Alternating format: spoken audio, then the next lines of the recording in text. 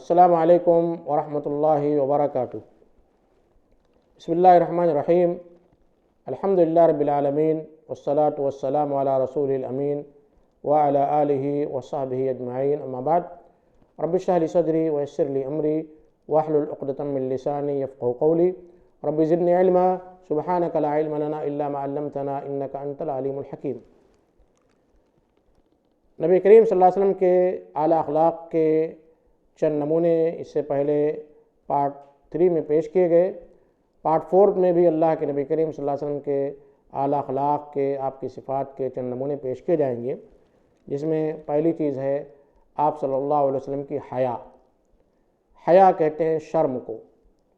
آپ صلی اللہ علیہ وسلم کے بارے میں حضرت ابو سعید خدری رضی اللہ تعالیٰ عنہ فرماتے ہیں کہ میں نے رسول اللہ صلی اللہ علیہ وسلم پردہ نشین کنواری عورت سے بھی بڑھ کر حیادار تھے۔ حضرت ابو سعید خدری کہتے ہیں کہ آپ صلی اللہ علیہ وسلم ایک پردہ نشین کنواری عورت سے بھی زیادہ حیادار تھے، شرمیلے تھے، حیا کیا کرتے تھے۔ جب آپ کسی چیز کو ناپسند کرتے تو ہم آپ کے چہرے پر اس ناپسندیدگی کے اثر کو محسوس کر لیا کرتے تھے۔ آپ صلی اللہ علیہ وسلم نے حیا اور شرم کے بارے میں فرمایا، شرم جب بھی آتی ہے، حیا جب بھی آتی ہے تو بھلائی اور خیر لے کر آتی ہے۔ ابن عمر رضی اللہ تعالیٰ عنہ سے روایت ہے کہ اللہ کے نبی کریم صلی اللہ علیہ وسلم ایک شخص کے پاس سے گزر رہے تھے اور وہ شخص اپنے بھائی کو حیا کے تعلق سے حیا کے بارے میں ڈانٹ رہا تھا، سمجھا رہا تھا اور کہہ رہا تھا کہ تم اتنے شرمیلے ہو، اس قدر حیا کرتے ہو، اس قدر شرمیلے ہو کہ تم اپنا حق بھی نہیں مانگ سکتے ہو، اس قدر شرمیلے ہو کہ تم اپنا حق بھی نہیں مانگ سکتے ہو، یہ تو تمہیں نقصان پہنچائے گی، اتنا شرم کرنا، اتنی حیا کرنا یہ مناسب نہیں ہے۔ اللہ کے نبی کریم صلی اللہ علیہ وسلم نے اس شخص کو دیکھا اور سمجھایا، کہا دعہ، اسے چھوڑ دو، فَإِنَّ الْحَيَاءَ مِنَ الْإِيمَانِ، اس لیے کہ حیا، شرم یہ ایمان میں سے ہے۔ اسی طرح ایک بڑی پیاری حدیث ہے اللہ کے نبی کریم صلی اللہ علیہ وسلم کی، آپ نے فرمایا إِنَّ مِمَّا أَدْرَكَ النَّاسُ مِنْ كَلَامِ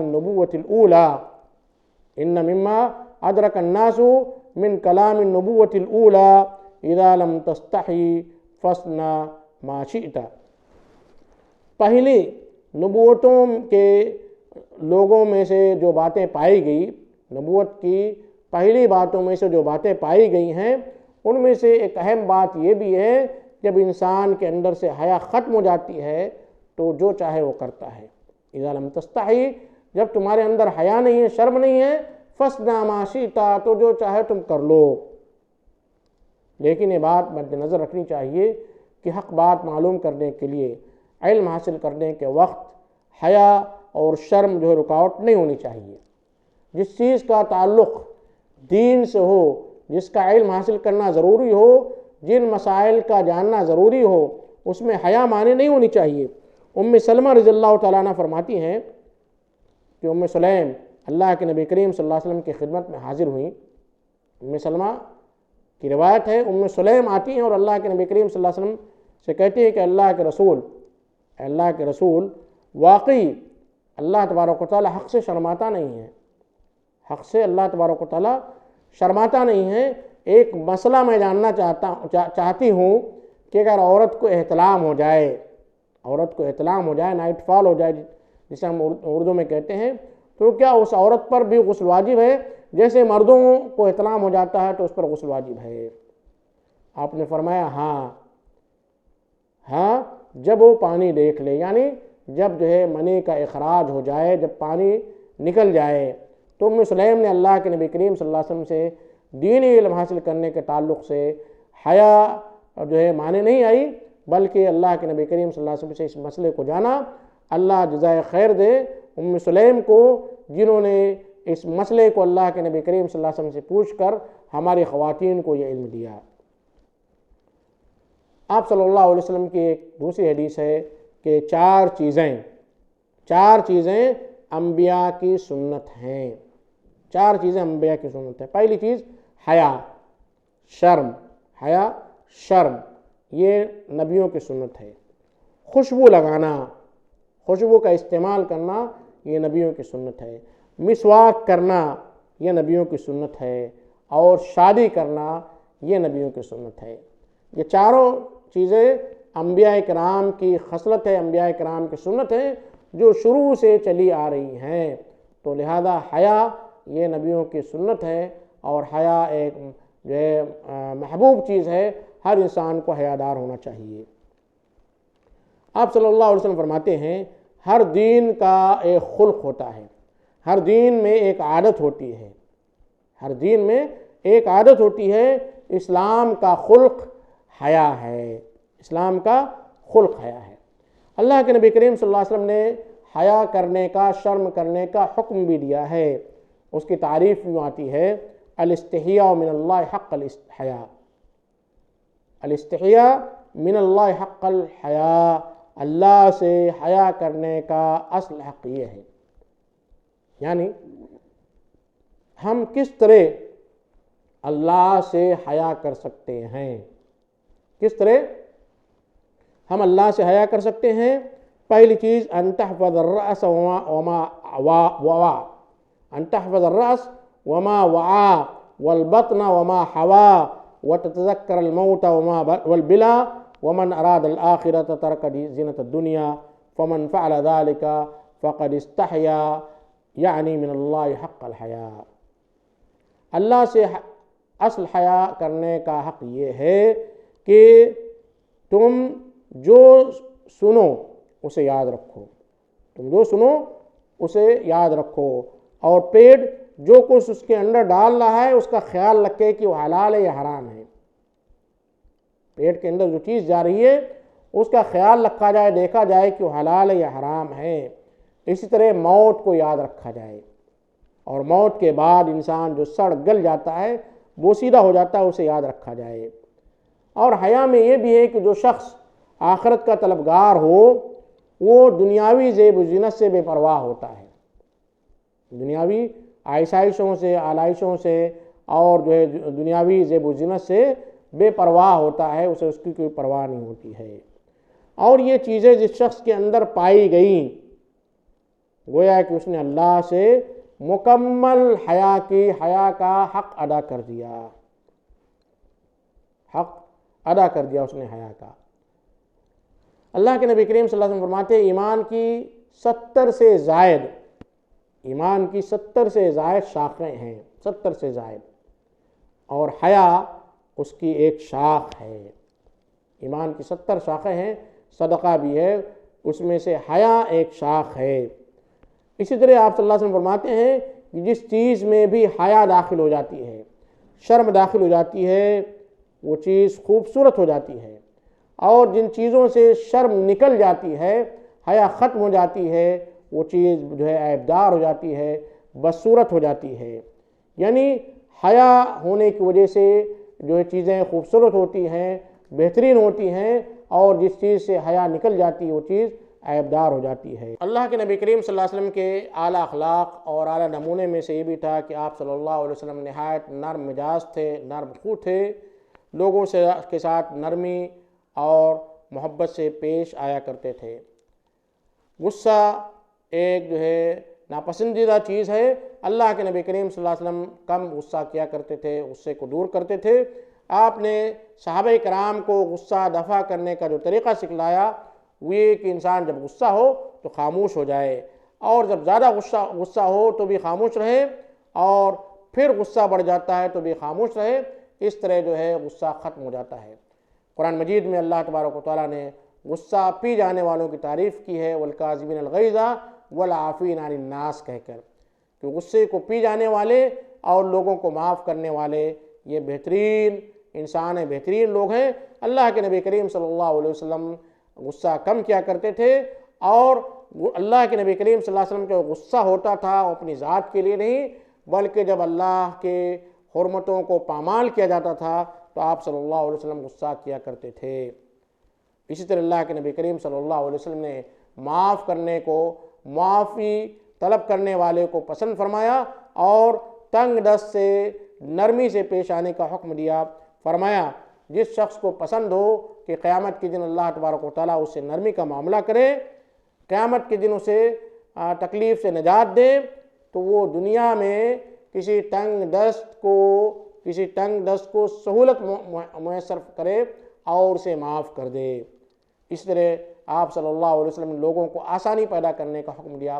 فرمایا یسروا ولا تعسروا بشروا ولا تنفروا. آسانی پیدا کرو، نرمی پیدا کرو، لوگوں کو خوشخبری سناؤ، گڈ نیوز سناؤ، لوگوں کو نفرت میں مت ڈالو، پرسکون رہو، لوگوں میں نفرت پیدا نہ کرو. ایک بڑا پیارا واقعہ اللہ کے نبی کریم صلی اللہ علیہ وسلم کی سیرت میں آتا ہے کہ ایک اعرابی مسجد نبوی میں داخل ہوا اور مسجد کے کونے میں اس نے پیشاب کر دیا. صحابہ کرام اسے ڈانٹنے لگے، جھڑکنے لگے، یہاں تک کہ بعض لوگوں نے ارادہ کیا کہ اسے مارا جائے. اللہ کے نبی کریم صلی اللہ علیہ وسلم فرمایا دعوہ واحرقوا علی بولہ ذنوبا من ماء او سجلا من ماء. اسے چھوڑ دو، وہاں پر پانی کا ایک ڈول ڈال دو. پھر اللہ کے نبی کریم صلی اللہ علیہ وسلم نے اس شخص کو، اس اعرابی کو بلایا اور بڑے پیار سے سمجھایا کہ یہ اللہ کا گھر ہے، اس میں پیشاب اور پاخانہ کرنا مناسب نہیں ہے. تو اللہ کے نبی کریم صلی اللہ علیہ وسلم ہر ایک شخص کے ساتھ نرمی کے ساتھ پیش آتے تھے.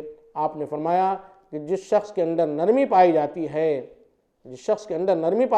ہے اس میں ہر قسم کا خیر پایا جاتا ہے، اور جو شخص نرمی سے محروم ہے، شفقت اور نرمی نہیں پائی جاتی ہے، وہ شخص ہر خیر سے محروم ہے. ایک روایت میں ہے کہ اللہ تبارک و تعالیٰ نرم دل ہے. ان اللہ رفیق یحب الرفق. اللہ نرم دل ہے اور نرم دلی کو پسند کرتا ہے، اور نرم دلی پر وہ چیز دیتا ہے جو سختی پر نہیں دیتا ہے.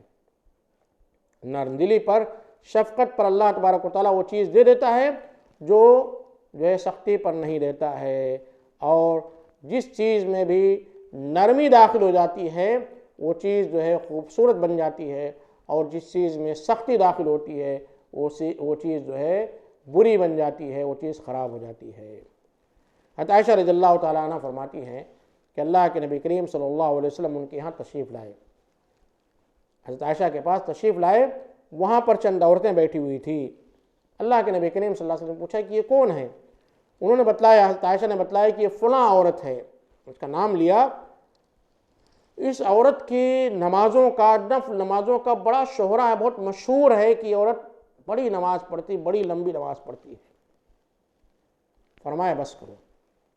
اللہ کے نبی کریم صلی اللہ علیہ وسلم فرمایا بس کرو، نفلی عبادت اتنی ہی کرو جتنی تمہاری طاقت ہے.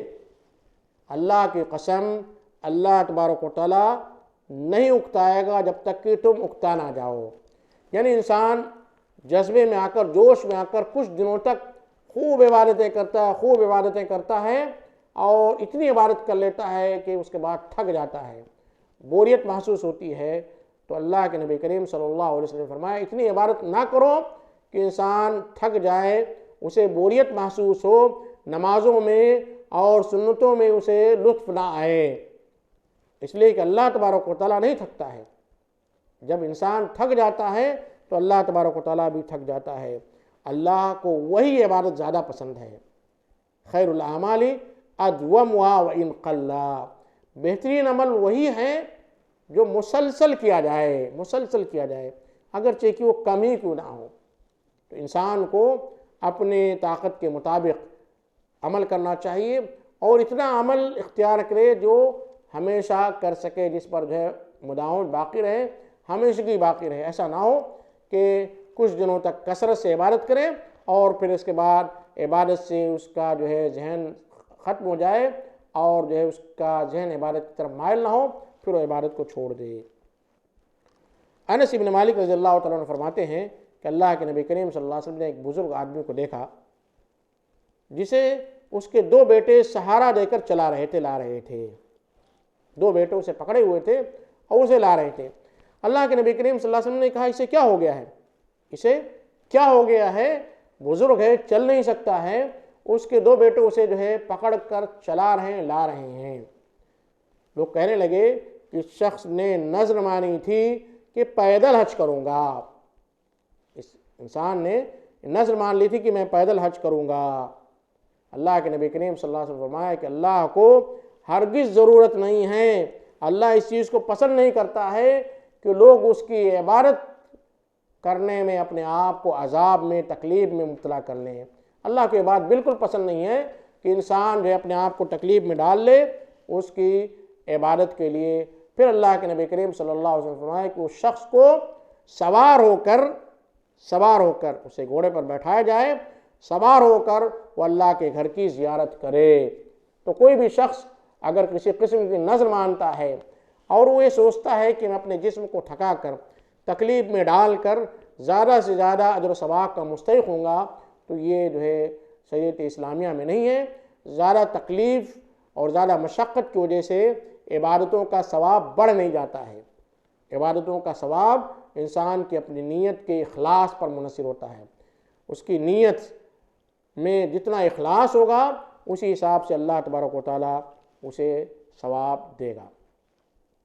معاویہ بن حکم سلمی رضی اللہ تعالیٰ عنہ سے مروی ہوئے کہتے ہیں کہ میں ایک دن نماز پڑھا تھا اللہ کے نبی کریم صلی اللہ علیہ وسلم کے ساتھ، ایک شخص کو چھینک آ گئی نماز میں چھینک آئی، تو میں نے سوچا کہ شاید اس نے الحمدللہ کہا ہوگا، میں نے اس کے الحمدللہ کہنے کا تصور کر کے اسے یرحمک اللہ کہا۔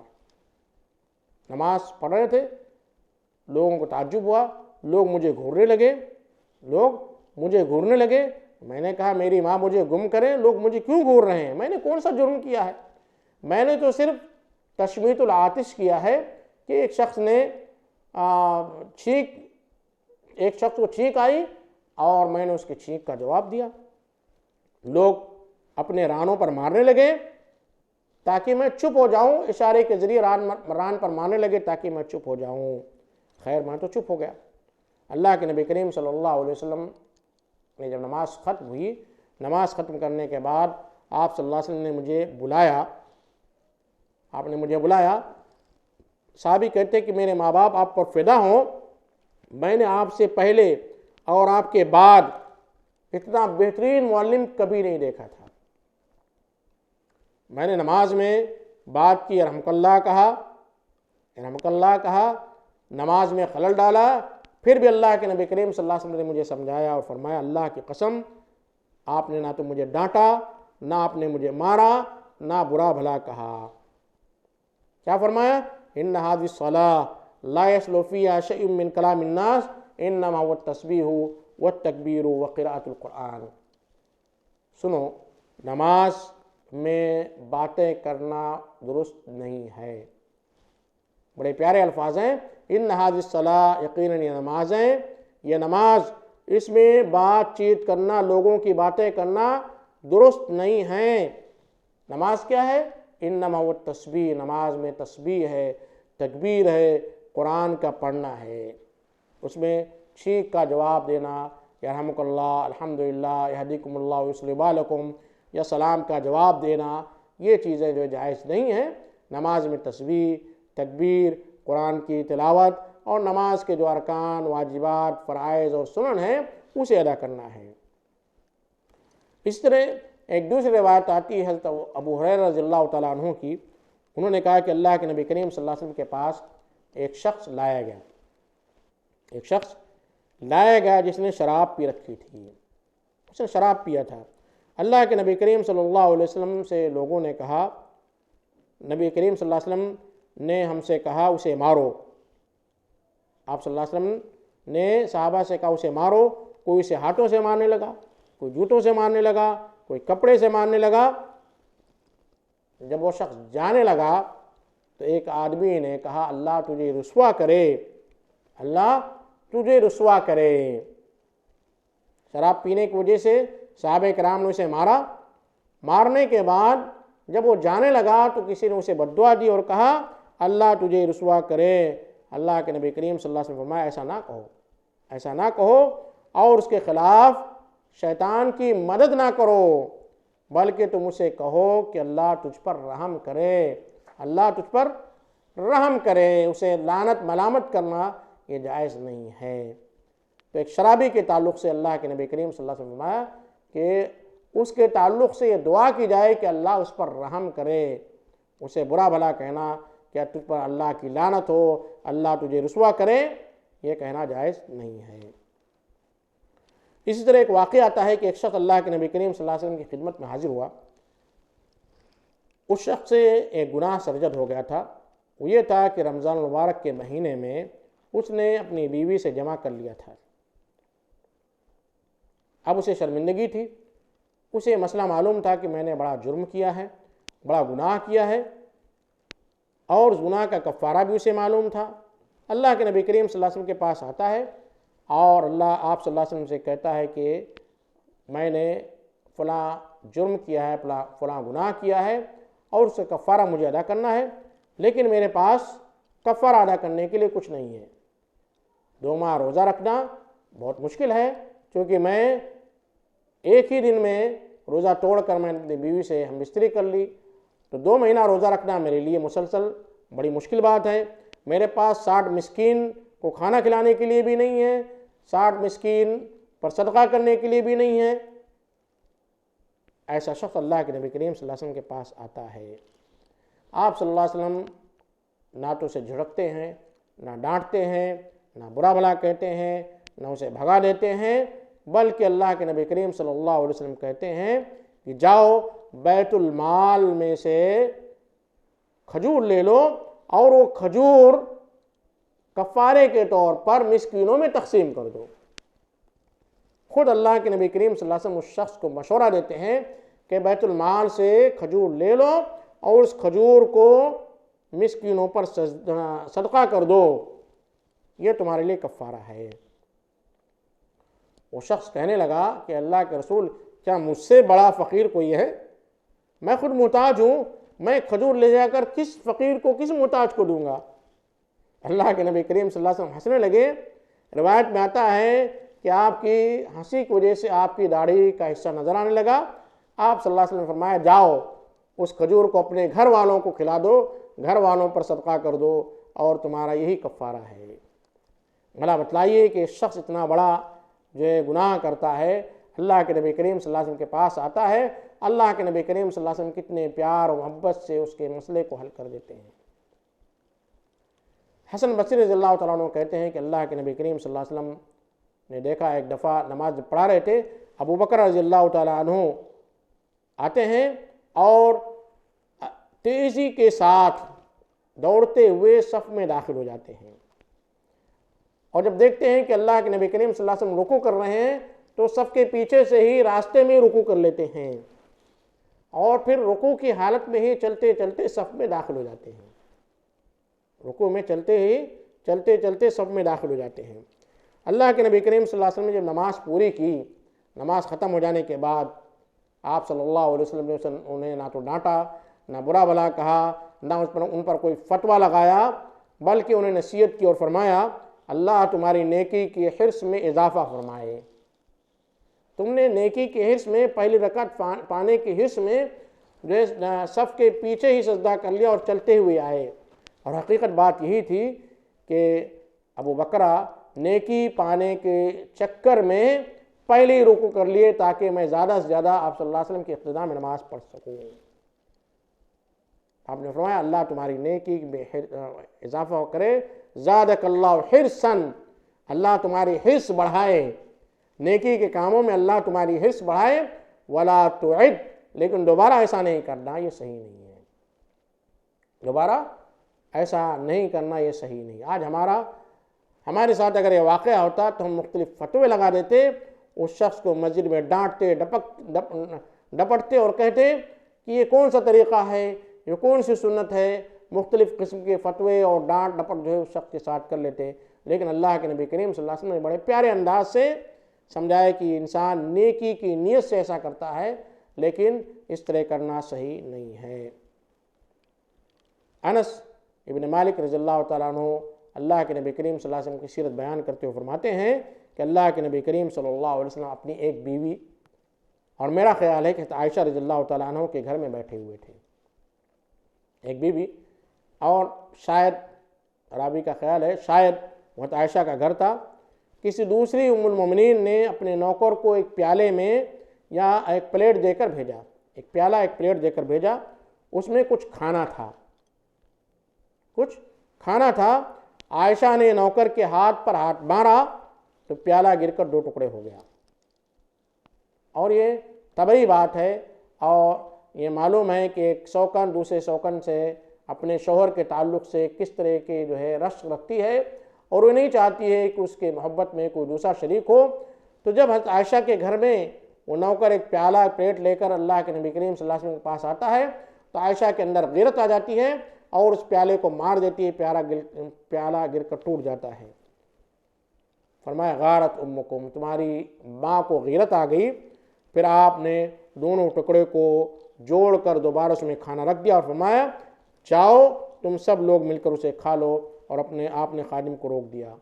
جب سب لوگ کھانا کھا کر فارغ ہوئے تو آپ نے ٹوٹا ہوا پیالہ رکھ دیا اور خادم کو دوسرا پیالہ دے کر، جو صحیح پیالہ تھا، حضرت عائشہ کے گھر سے دے کر روانہ کیا۔